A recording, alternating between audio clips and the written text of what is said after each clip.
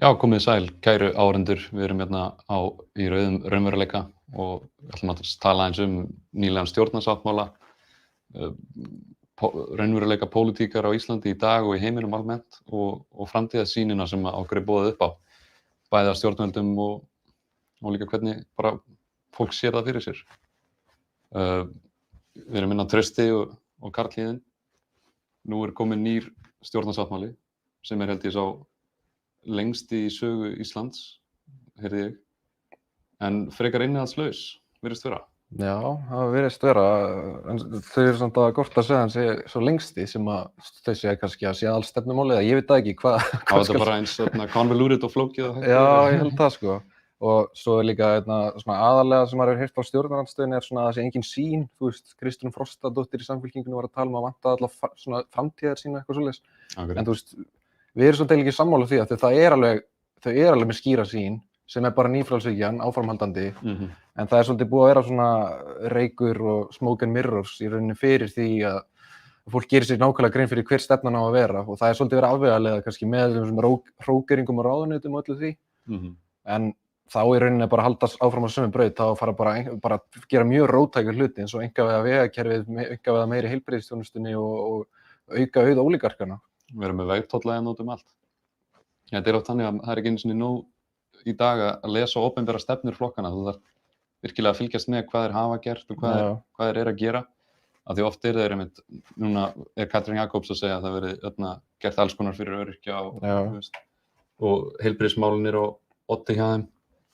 En svo eru margir að benda á það núna, þessar fjáraukingar sem við erum að sjá eru í rauninni mikið bara tilfærslur frá einum stað yfir á annan og svo verður að selja okkur þetta sem einhverja stóra innspýtingu í kerfið sem sár vantar. Já, og svona ríkisstjórn 21. aldarinnar eins og þið talum, svona skreita sér fallega eins og við séum að fara bara að vera leiðtogi í loftslagsbreytingum. Og ég veit að þú pælt mikið í þessu og í þessu málum og þú veist, eitthvað sem þú sérð sem að telst svona róttækt í því? Það allan á að banna olíugröft og olíuleit sem gott, en það ætti að vera algjör no-brainer. Já, og svo var líka deilum hvort það hefði bara yfir höfuð farið í það, út af það ekkert til að vista að sé olía, þú veist, það kannski bara skrautfjöður að segja þetta sko. Þannig að það framtíðarsýn, eins og þú sagðir, að við erum frekar ósammála að sé engin sýn af því að þau eru að stefna eitthvað. Það aukin einkavæðing, tvískipt heilbrigðiskerfi, örugglega menntakerfi. Það segja það náttúrulega bara ekki upp á þetta því við vita að það er mjög óvinsælt. Þjóðin flestu meirihluti þjóðarinnar ósammála því. En ef þau væri bara að segja, þú veist, bara orðrétt, reyndar sögðu orðrétt, að einhverju leyti að vildu auka eitthvað aðkomi eða var það ekki í vegakerfinu allavega sem ég held að Jú, þau eru frekar opinská með það. Vegtollar, þannig að ef við ætlum að keyra eitthvað þá þurfum við að borga vegtolla. Einmitt. Eins og við séum ekki að borga nú háan skatt fyrir. Nei, akkurat. Já, það er svona, já, einmitt og kannski flestir sem hlusta ættu að vita alveg að, þú veist, vegtollar, þessi hvað kallar þetta, public-private partnerships, það að fá einkaaðila með ríkinu að byggja vegakerfið, þú veist, rökin fyrir því eiga einhvern veginn að vera, að það sé hagkvæmara eða eitthvað. Já, nýfrjálshyggjan, þetta algjör, þetta er bara hugmyndafræði, þetta er nánast eins og trúarbrögð að halda að það virki eitthvað fyrir samfélagið í heild sinni, því að það virðist bara virka fyrir örfáa. Já. Og þetta er vald óligarka. Og það er verið að hleypa óligarkunum að mikilvægum ríkisinnviðum svo að þeir geti grætt á því og í nafni þess að ríkið eigi ekki pening til þess að eyða í vegakerfið. Það er oftast rökin. Það er svona mjög sérstakt. Og svo er einn skuggaleg stefna að þau alltaf veita risastóra skattaafslátta til fyrirtækja fyrir nýsköpun sem við setjum smá í gæsalappir. Það verður víst hægt að skilgreina alls konar starfsemi sem nýsköpun og fá þannig alveg risavaxta skattaafslátta. Það var náttúrulega nýsköpunarmiðstöð var lögð niður af Þórdísi Kolbrúnu og í staðinn þá voru þau komið með kerfi sem virkar þannig að í rauninni geta fyrirtæki bara sagt, herru, við erum með nýsköpun hérna að gefa okkur skattaafslátt. Já. Og það er ekkert mikið af svona, það er klálega ekki af mikið af svona varnöglum í því kerfi og eftirliti eins og er bara með öryrkjum. Nei, akkurat. Og það er mjög mikið að hamra á því að það getur eitthvað bótasvik hjá öryrkjunum og við þurfum að eftirlit með þessu öllu en svo þegar kemur að því að stórfyrirtæki og því að taka fé úr almannastjórn þá er bara ekkert eftirlit. Það er bara hluti af þessari filosófi í samfélaginu að bara ríku fólki sé bara fullkomlega treystandi fyrir peningum en ekki þeim fátæku Og ekkert á að gera í skattaendurskotinu sem alveg bara gegnum liggjandi út allt. Það verðast allir topparnir á samfélaginu taka þátt í svona stórfelldum skattsvikum. Það alltaf eitthvað að koma upp, þessi og þessi samtök og þessir einstaklingar. Já. Og það engin skýr stefna að taka á við það. Já, og svo maður líka að pæla bara með VG, þú veist, hvað fá þau út úr þessu, þú veist, ef maður reynir svona setja sig í spor þeirra, þú veist, hvað það? Ég alltaf að reyna það, hvað andskotanum Hvað heldur það að sé, þú veist, hvernig heldur þau réttlætið þetta? Eru þau bara alveg jafn samsveik og hinnir og þú veist, að því sumir segja þau séu svona að reyna að friða hægrið, þau svona reyna að taka það versta úr sjálfstæðisflokknum með því að joina þig, þú veist, svolítið svona eins og meðvirk kona í sambandi eða eitthvað, að maður verður meðvirku maki, sko. Klassískt ofbeldi samband, sko. Já, en þú veist, maður að kaupa þá skýringu samt, þú veist, maður er kannski bara að gefa mikið kredit með að hugsa það. Já, ég held að maður verður allavega að gera sér líka að taka það alveg vel inn í jöfnuna hvað þessi ráðherrar hjá Vinstri grænum að fá há laun, hvað að fá hvað að fá háa félagslega stöðu út úr þessu. Þannig að þau kannski trúa sjálfa þessu að gera eitthvað gott, en maður verður átt sig á því að eigin hagsmunir geta oft litað afstöðuna sem maður hefur. Og það er líka bara kolorant hjá þeim, held ég. Af því að þú horfir á síðustu ríkisstjórn og þá náði Vinstri græn eiginlega engu af sínum málum í gegn. Þau voru kaffærð flest. Og einkavæðing heldur áfram í vegagerðinu og í heilbrigðiskerfinu. Já, einmitt. Maður tók eftir að mörg mál hjá VG voru stoppuð, sko. Já, hálendisþjóðgarður sem maður ekkert endilega sammála, en þú veist, VG kom því ekki í gegn og þau komu ekki afglæpavæðingunni í gegn, en samt komu sjálfstæðismenn öllu sínu í gegn. Það var aldrei stoppað út af einhverjum svona teknokratískum ástæðum eins og þeir töluðu með umhverfismálin eða afglæpavæðingar frumvarpið. Þú veist, svona hendar mjög vel að það er alltaf VG frumvarpin sem komast í gegn einhvern vegna. Og þú veist, maður velti fyrir sig bara hvernig geta VG kjósendur eða stjórnarliðar bara samþykkt þetta. Í alvörinni, en það er náttúrulega búið að vera mikil ólga innan raða þeirra. Það var mjög mikið dramavíst að samþykkja þennan sáttmála á fundi Vinstri grænna þetta. En akkurat þau eru ekki kannski náðu eitthvað að hægja á hægrinu, en það versta sem þau gera er að ég held að þau komi í veg fyrir raunverulegar umbætur að fá að minna alvöru vinstri stjórn. Stjórnarskráin er bara horfin, virðist vera. Þá að fá okkur fagnefnd sem skipi örugglega þeim. Já, þetta á að vera fræðasamfélagi sem á að fara yfir þetta, ekki aðkoma þjóðarinnar á neinu leyti. Akkurat, og örugglega fara bara í eitthvað svona einstök ákvæði og eitthvað. Já, og ég man bara á síðasta kjörtímabili þá var líka farið í eitthvað svona tillögur frá einhverjum sérfræðinganefndum og þeir komu með hræðilegar tillögur. Þeir komu með tillögur að þegar vildu breyta þannig að forseti geti bara verið kosinn tvisvar, þannig að það er svona limits á því hvað hann sæti lengi, það breytir engu.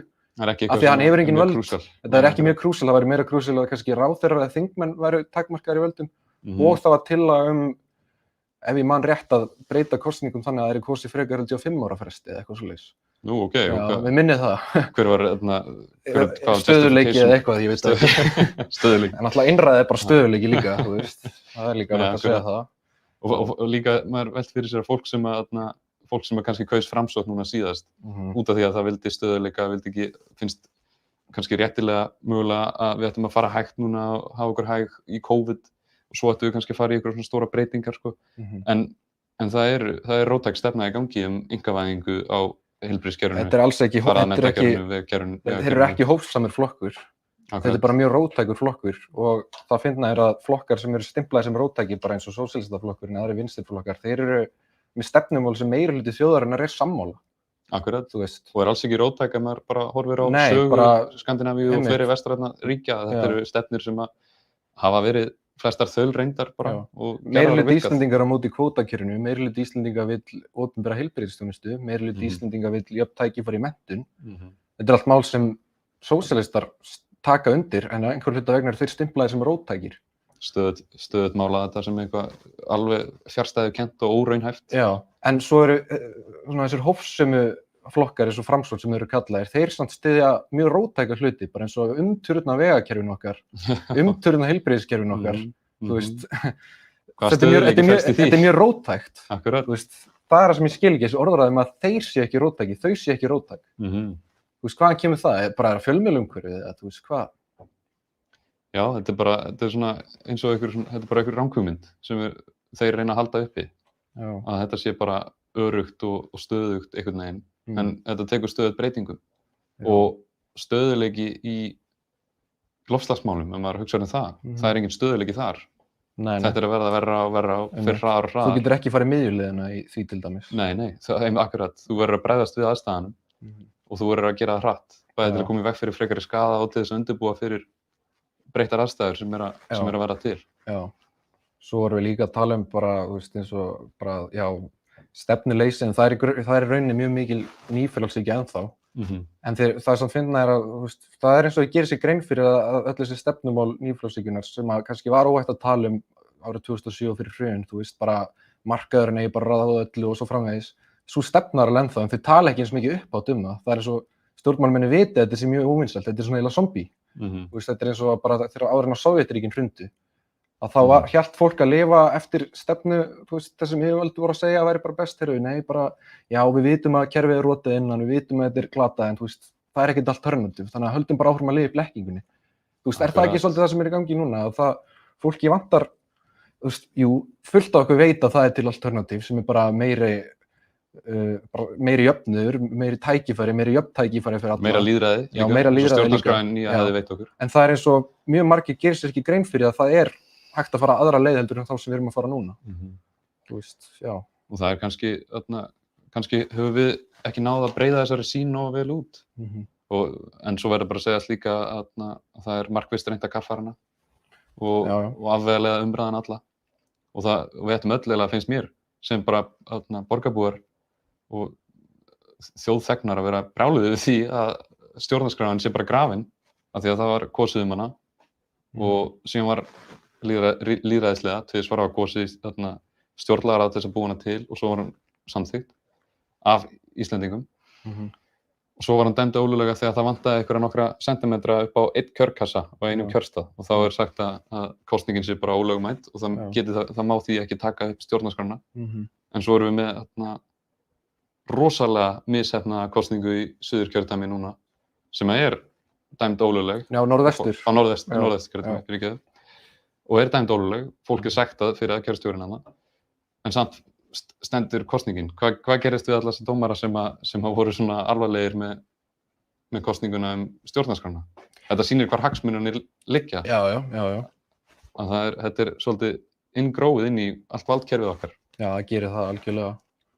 Vorum líka að tala skemmtilegt mál sem var umræða vikunar, það var Jón Gunnarsson, nýi dómsmálaráðherra og það er eiginlega þema með flesta þessar ráðherra, þau vissi ekkert að þau væri að fara að vera ráðherra eins og Willum. Ég held að það fréttað bara daginn áður. Þau eru búin að hafa 2 mánuði til að mynda ríkisstjórn og það er engin undirbúningur búin að eiga sér stað hver stefnan á að vera í heilbrigðismálum og kannski er það bara því að valdið er allt í höndum þessara þríeykis, Bjarna, Sigurðar og Kötu, bara hvert á að stefna sem er bara áframhaldandi nýfrjálshyggja. Og þetta verður bara svolítið autopilot, bara same old. Þetta fólk fær heilbrigðisráðuneytið og dómsmálaráðuneytið í hendurnar án þess að vera með einhverja skýra stefnu eða sérstaka ástríði fyrir þessum málaflokki. Það er rosalega skrítið. Sjálfstýring bara. Já, og kannski, það bara, maður veit ekki hvað er í gangi með það. Já. Og líka að fá Jón Gunnarsson sem að síðan ræði Brynjar Níels sem aðstoðarmann og hvernig þeir háttuðu sér í kringum þungunarofar málið allt er bara til skammar. Algjörlega til skammar.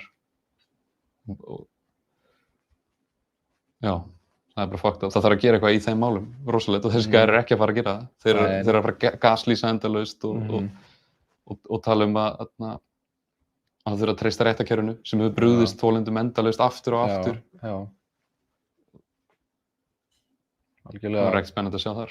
Nei, svo er líka búið að breyta ráðuneytunum þannig að menntamálin eru núna undir sama þaki og viðskiptamálin. Eins og það er búið að skipta menntamálum í tvennt, annars vegar er ráðuneyti sem með yngri skólaeiningarnar, börnin, og nú er annað ráðuneyti sem sér háskólamálin og svo er búið að sameina það við viðskiptamálin og listinnar. Þannig að maður veldi fyrir sig hver er hugsunum þar. Það er held ég mjög augljóst að þau ætla að fara að promóta einhvers konar íslenska list til að lokka fleiri ferðamenn til landsins.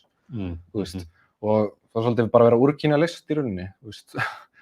Þannig lúkkar það fyrir mér ef þetta allt er undir sama hatti. Mér finnst bara svo listinni að vera versta situationið er ef allavega listin getur samt fengið að vera í friði fyrir kapitalisma og nýfrjálshyggju. Eitthvað sem í raun ætti ekki að snúast gróða eitthvað. Nei, lista einmitt á að fá að vera í friði fyrir öllu svona, en það búið að bara sleppa öllum vörnum og nú þetta allt orðið til sama hatti, þannig að það spurning hvort þið gera, hvort það veri bara eitthvað hvati fyrir listafólk til að auglýsa Ísland meiri listunum og þá fá ég styrk eða hvernig það verður, það spurning. Hver er þessi framtíðarsýn og stefna sem að ríkisstjórnin að bjóða okkur upp á? Það miklu aukin misskipting og það tvöfalt kerfi í rauninni fyrir í menntakerfinu og heilbrigðiskerfinu, vegtollar út allt, verið að græða á öllu, bara ekkert heilagt, skilurðu, og bjóða okkur eitthvað tilhengaskít í loftslagsmálum. Lítið undirbúning, lítið það að bregðast við aðstæðum. Það er eitthvað sem við ættum bara virkilega að hugsa mjög mikið og vera með skýra áætlun hvernig við ætlum að takast á við þeim vandamálum sem að fara að steðja að okkur bara á næstu áratugum. Já, en það virðist ekki vera að það er aðalega verið að pæla í fólk kaupið sér meiri Teslur og eitthvað svona. Það er að fá Teslu, það orkuskiptin sko. Já, það er samt ekki, það er ekki hjálpað þeim sem hafa minnst á milli handana. Það verður bara skattbyngt bensíngjöldum væntanlega. Þeir sem eru lægst settir sko. Það er ekki verið að hvetja þá neitt til að fara yfir í rafbíla að neinu leyti, þú veist, það er mjög erfitt fyrir fólk sem hefur lítið á milli handana að fara að kaupa sér Teslu eða einhvern rafmagnsbíl, þetta er miklu dýrari. Hvað er 6 upp í 10 milljónir? Já, jafnvel það sko. Jú, þú fær einhverja endurgreiðslu af einhverjum, held ég, vörugjöldum eða bifreiðagjöldum eða eitthvað, en það er ekki nóg til þess að brúa bilið sko. Þannig að við ættum líka burt sér frá orkuskiptunum, þá ættum við að vera ráðast í brjála landgræðslu og undirbúning og einhvern veginn verður að mæta súrnun sjávar, finnst mér. Þó maður sé ekki sérfræðingur, þá, þú veist, fiskistofnar eru búin að hrynja 80% eða eitthvað á heimsvísu, cirka 80%, bara á síðustu nokkrum áratugum. Og Íslandsstrendur eru ekki öruggar fyrir súrnun sjávar. Hvað getum við gert í þessu? Mér finnst svo oft þegar maður skoðar vísindin og sér spárnar það sem er að fara að gerast, að þá segir maður holy shit, þetta er að gerast, þetta er að fara að gerast, en svo er ekkert mótsvar frá stjórnvöldum, það er ekkert sem virðist á að gera í þessu, til þess að mæta þessu í alvörunni. Það er bara business as usual, bara reyna að græða sem mest á orkuskiptunum og grænum kapitalisma, byggja vindorkuver og auka gróðan án þess að virkilega ráðast að rót vandans. Nú erum við búin að tala margt sem okkur finnst að og þú veist og ef þetta væri matreitt svona, þú veist, bara allt þetta væri bara, ef þau hefðu sagt þetta allt sem við vorum að segja beint út í stjórnarsáttmálum, þá efast ég að flest fólk myndi styðja þessa stjórn. En hvað heldur að valdi því að fólk bara, þú veist, einhvern veginn, hefur bara enga ástríðu fyrir að pæla í þessum hlutum, þú veist, af hverju er fólk svona lamað? Þú veist, ég átt pælt í, kannski þetta bara svona lært hjálparleysi, að fólk bara búið að venjast því að hver skipti sem það óánægt, þá ekki hlustað. Stjórnvöld bara, þú veist, gjamma það frá sér og gera ekkert í því, þannig að kannski smá sem að læri fólk að skiptir einhver hvaða skoðan það hefur, það mun ekki hafa nein áhrif, þannig að það kannski gera verkum að stjórnvöld fá bara líta svo á þau ennþá meira leyfi til að bara vera ennþá róttækar í þessum einkavæðingar áformum, það fólk ekki að sýna reiði sína neitt hátt. Fólk ekki að bregðast mikið við þeim eitt, og fyrir ykkur hlustendur sem veit ekki hvað lært hjálparleysi er, að þá það þegar þú til dæmis ef þú búin að reyna eitthvað margoft og þú nærð aldrei að ná okkur fram, þú nærð aldrei neinum árangri, að þá færðu bara að trúa að það sé ekki hægt. Þá gerstu bara alveg upp. Þetta bara verður svona og það ekkert sem er hægt að gera til þess að breyta því. Og ég held að sé rétt hjá þér að það sé það. Við erum eiginlega lært hjálparleysi, við vorum með búsáhaldabyltingu, svo var stjórnarskráin og þetta bara allt svolítið kaffært og gleymt. En svo er þetta líka menningarbundið, held ég.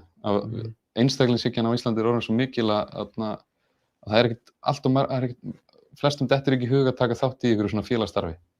Þú veist, að fara að sinna einhverjum svona félagslegum málefnum, heldur okkur flestum sagt að við eigum bara að einbeita okkur á starfið okkar, að ná frama, þú veist, að ganga vel í lífinu og ná okkur einhverjum eignum og eitthvað svona. Og það er minna það talað að taka þátt í verkefnum sem einstaklingar, sem eru félagsleg og hafa félagsleg markmið, sem snúast ekki þig, heldur snúast samfélagið og hópinn sem við tilheyrum. Já, fólk virðist líka svolítið líta niður á, sko, ef maður, þú veist, er að taka þátt í einhverjum samtökum eða að hvetja fólk til, eins og bara samtök leigjenda sem eru nýstofnun, maður að hvetja fólk til þess að ganga til liðs við þau og stundum tek ég eftir að fólk svolítið bara svona skeptískt bara á svona samtök, bara, þú veist, hvað halda þau að þau geti breytt, skilurðu, hvað pointið með að vera í þessu, þú veist, kannski það líka bara því síðustu áratugum þá hefur fólk ekki beint síðan einn árangur kannski að því að hafa gengið til liðs við svona samtaka því að það bara traðkað á öllu sem það segir, þannig að það þýðir kannski bara við þurfum að vera ennþá harðari í þrýstingi gagnvart stjórnvöldum, það er ekkert nóg að koma bara með einhverju undirskriftalista, sko. Nei, akkurat, það þarf að vera stöðugur þrýstingur. Já. Og ég myndi oft hugsa þetta með Bandaríkin, sko, því að þar svipuð staða varðandi það að það almennur stuðningur í miklu meirihluta fyrir almennu heilbrigðiskerfi sem bara borgað af ríkinu, svona single payer system. En það bara kemst ekki í gegn og það líka stríðin í Afganistan sem var og Írak og svona og Sýrlandi að fólk í Bandaríkjunum vill þetta ekkert en stjórnvöldin halda því við, raunverulega valdið heldur því við. En ef að Bandaríkjamenn myndu bara rísa upp, fara að sýna að þau séu virkilega á móti þessu, hringja í þingmennina, fara út á götur í öllum borgunum, gera þetta bara í nokkra vikur, bara reglulega halda uppi svona mjög sýnilegum þrýsting, þá myndu hlutinni breytast. Ef við veitum þrýsting, ef við náum að gera það nóg mikið, þá gefur eftir. Var það ekki Nixon eða Johnson það sem var bara búið umkringja Hvíta húsið, það var eitthvað mál í gangi, minnið það. Ég held að verið Richard Nixon, það var eitthvað stórt mál í gangi, ég man ekki hvort það var í sambandi við réttindabaráttu svartra eitthvað, en það var svo mikil mótmæli að það var basically búið umkringja Hvíta húsið og þá er sagan svo að forsetinn hafi bara hringt, þið verðið að gera eitthvað, þið verðið að laga þetta, þið eru búin að umkringja húsið, skiljur. Hann var bara terroræst, skiljur. Skítrættu bara. Já, þú veist, þannig að það líka, hver var aftur, var ekki Thomas Jefferson sem sagði að hvernig var þetta aftur, að þegar fólk óttast yfirvaldið, þá er það... Þá er liberty. Já, þegar yfirvaldið óttast fólki, þá er alræði. Þegar fólki óttast yfirvöld, þá er alræði, þegar yfirvald óttast fólki, þá er lýðræði. Akkurat. Og frelsi. Akkurat, mjög mikið til í því. Já, þannig að það er eiginlega sem þarf að gera, það þarf að láta stjórnvöld óttast fólkið. Af því að þú veist, eins og bara í Frakklandi, þau hika ekki við að fara út á götur og mótmæli eða eitthvað sem líkar ekki við og oft virkar það mjög vel. Sér í Indlandi líka, stærstu mótmæli bara síðustu ára sem við bæði vegi búið að fjalla mjög lítið bændarhreyfingin í Indlandi, þau fengu það í gegn eftir heldur meir en ára bara nánast setuverkfalli bara fyrir utan helstu stórborgir að það verður ekki farið í gegn með þessar umbætur á landbúnaði þar sem átti basically að hleypa fleiri stórfyrirtækjum á kostnað smábænda. Þannig að það virkar svona þrýstingur en Íslendingar eru kannski svolítið líka hræddir við að þau erum lítið samfélag, kannski eru við líka hrædd bara að fá slæmt orðspor á okkur ef við erum að taka þátt í einhverju svona. Ég held að það sé oft líka, fólk oft sammála manni á kaffistofun eitthvað svoleiðis, en það er eins og að fá eitthvað svona kjánahroll eða ég veit ekki, eitthvað við þá til þess að þurfa að taka þátt í einhverju svona. Já, ég held að það bara breytast. Þetta á að vera miklu eðlilegra að taka þátt í félagssamtökum, hvers kyns félagssamtök sem það eru. Já, það er líka eina leiðin til að geta breytt einhverju sköpuðum hlut. Við erum að taka höndum saman til þess að mæta stjórnvöldum. Og að því að stjórnmálamenn og stjórnvöld, þetta eru fólk sem eru tengd inn í einhvers konar lagaleg batteri sem að hafa ákveðið authority til þess að gera ákveðna hluti. Og ef þau finna ekki neitt frá fólkinu og eru bara tróðið gegnum stefnumálum sem að fólk ekki að styðja og fólk gerir ekkert í því, og þá akkurat þau venjast því bara og halda þá bara áfram að gera eitthvað sem fólki ósammála og Bandaríkin eru náttúrulega versta dæmið þetta í dag, auðræði, oligarkar, ríka fólki ræður. Og það er ekkert mótvægi heldur, það er ekki sterk verkalýðshreyfing lengur eins og í Bandaríkjunum sem er ákveðið mótvægi sem er þrýstiafl þá, sem getur haft áhrif. Og þetta stærstu vinnuveitandi Bandaríkjanna, Amazon, þeir eru búin að vera bara að berja niður verkamennina sína sem hafa verið að reyna að stofna verkalýðsfélög sem eru mörg bara einmitt ólögleg í Bandaríkjunum. Í mörgum ríkjum. Og það er með talandi svona kjara viðræðumál, það var að nýjasta þessum stjórnarsáttmál tengt því var að þau vilja efla völd ríkissáttasemjara. Hér á Íslandi. Sem að ríkissáttasemjari, hann fer með, hann á að sætta, atvinnurekendur og verkalýðshreyfingar ef tekst ekki að semja. Eða ríkið gegn launþegum, ef ríkið ekki tilbúið að mæta kröfum launþeganna, þá vilja það sé oftar þannig að deilunni sé vísa til kjaradóms og ríkissáttasemjara, þannig að það kannski verið að taka bara biti úr verkfallsvopninu með þessu. Maður velti því fyrir sér, sko. Færa völdin annað. Færa völdin frá verkalýðsfélögunum sjálfum. Já, og mér skilst líka að þau vilja í ríkari mæli eins og þau vilja náttúrulega þetta SALEX-samkomulag komið aftur á sem að byggir á því að það sé meira af svona, það einhverjar svona nefndir og sérfræðingar sem að fara yfir hversu há launin mega vera út frá hagfræðilegum tölum og jari, sem bara mjög ólýðræðisleg aðferð. En það alltaf talað það og Katrín rosalega hrifin af þessu virðist vera að ráða alltaf einhverja sérfræðinga í allt, eins og með stjórnarskrármálið. Það sem að þeir geta bara komið stigið fram og gaslýst fólk og sagt þeim hvað þeim sé fyrir bestu. Verkafólk hefur ekki hugmynd hvað það veit. Það bara nautheimskt fólk sem á bara að fara aftur að vinna. Og það bara ákveðin fyrirlitning og maður verður bara reiður maður hugsar út í þetta. Fólk bara að pæla í því að það eina sem skiptir máli þetta sé snyrtilega gert og það sé bara eitthvað svona nefnd sem fari friðsamlega yfir þetta án þess að það sé einhverjir helvítis peasants þarna úti eða fara í verkfall. Þetta fáránlegt. Og hún á að vera talskona vinstri sinns, Kata. Alveg sko. Og það líka mjög mikilvæg punktur með þetta eins og segir að SALEX-samkomulagið og hagfræðingarnir sem segja að það má ekki hækka laun núna, fyrir verðbólgan bara alveg út á flug.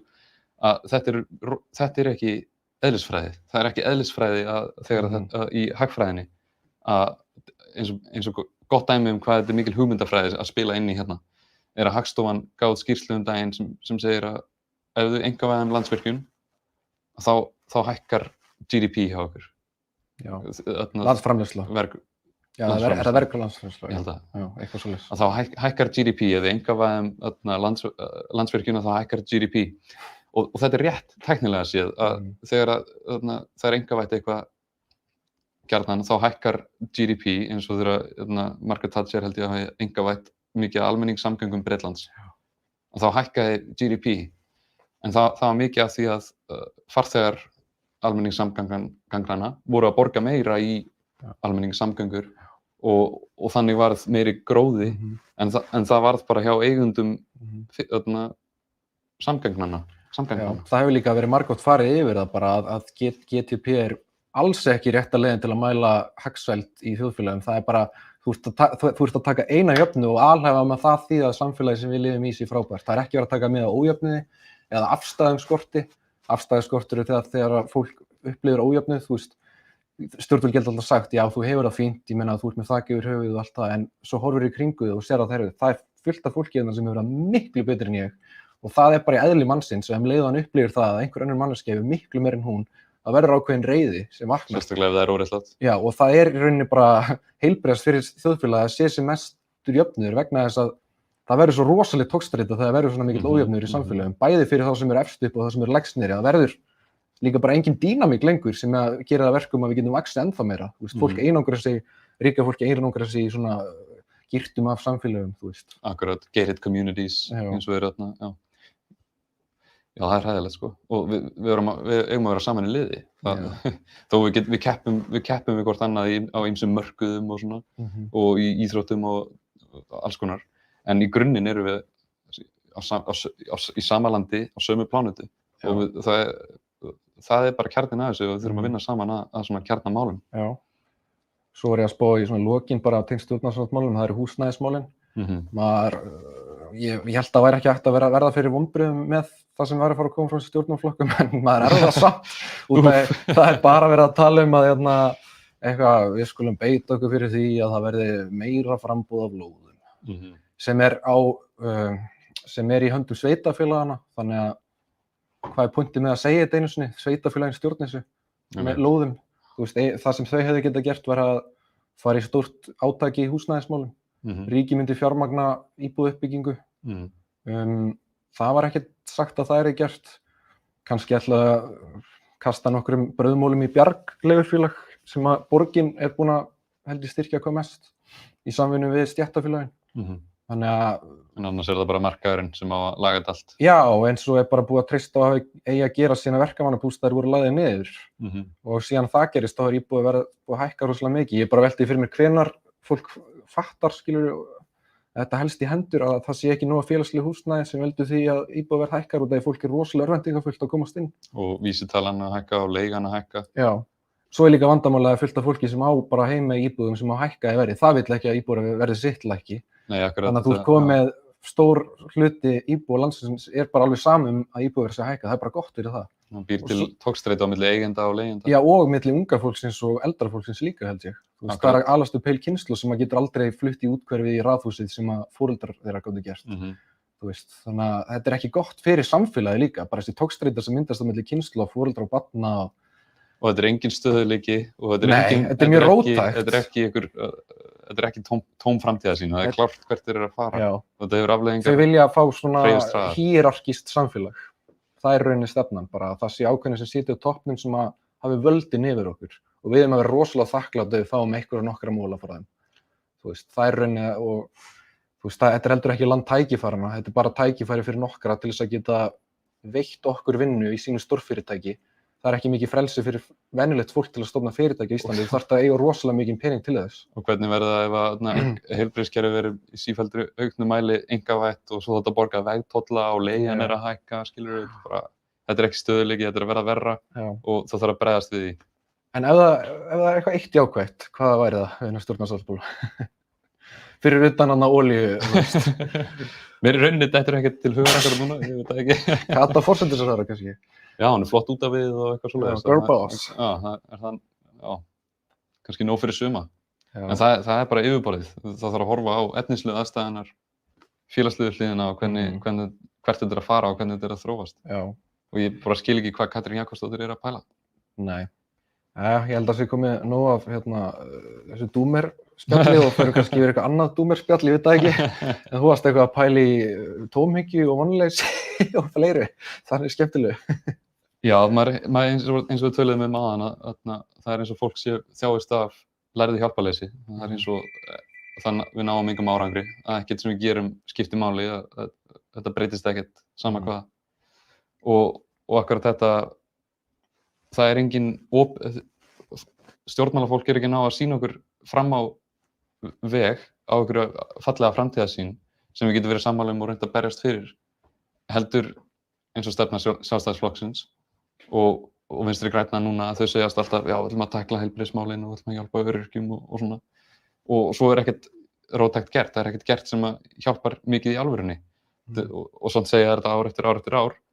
Og sérstaklega með Sjálfstæðisflokkina að þau segja eitt og að stefna annað. Já. Við þurfum að gera eitthvað í þessu. Já, og svo bara þetta stoppi. Já. Og það alveg hægt, þetta Já, en þau eru ennþá bara í zombie mód sjálfstýringu að markaðurinn eigi bara að sjá allt, ósýnilega hönd markaðarins, bara, þú veist, það virðist vera eina policy. Sem aftur bara alls ekkert satt, sérstaklega með hagfræðina. Hagfræði ekki eðlisfræði, alls ekki. Og hagfræði gengur ennþá að stóru leyti út frá þessum hugmyndum minn hagræna mann sem að hugsa bara eigin hagsmuni. Þú veist, það rosalega gölluð sýn og mannlegt eðli að hugsa að það sé eina mótífið okkar.